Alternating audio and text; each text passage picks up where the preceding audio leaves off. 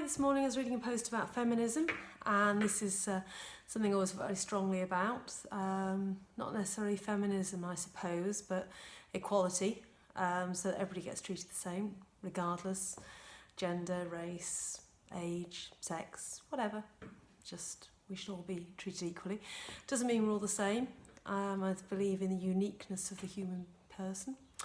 But there are characteristics of the female versus female that's really interesting.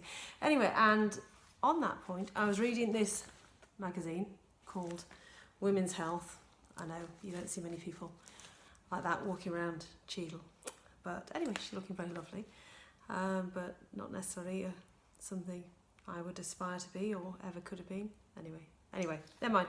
Ignore her. She looks very lovely.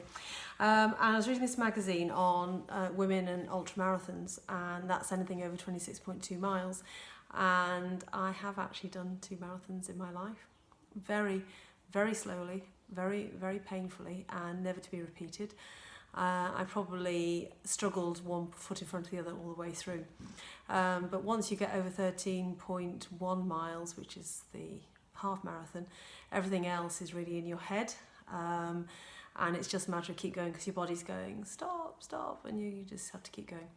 And the thing with the ultramarathons that seems to be coming up is that women do spectacularly well at these things, considering there aren't many women who actually go that far, that distance, but when they do, that they have attributes that make them brilliant at it.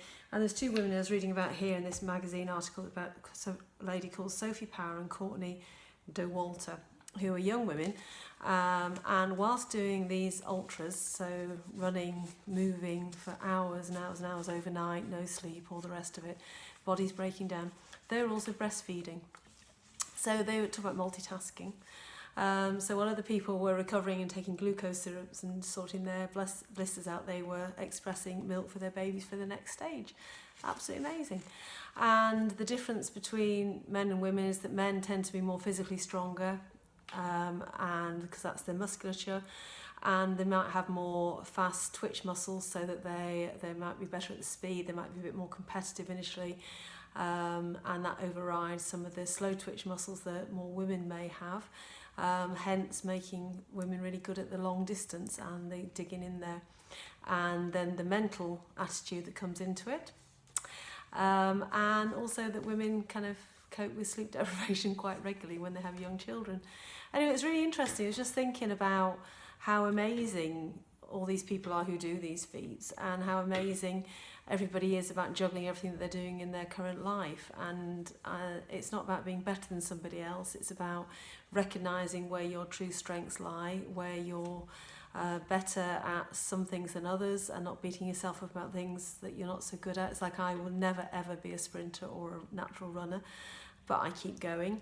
There are so many other things that I don't think I'll go into now that I can't do, but there are other things that I can do really, really well. And I think part of feeling okay about yourself is recognising what you're good at and what your strengths at and what your body is built for. And yeah, maybe not feminism in my point of view, but just about equality and recognising everybody's own uniqueness, I suppose, is maybe a way to a happier world. It's a thought.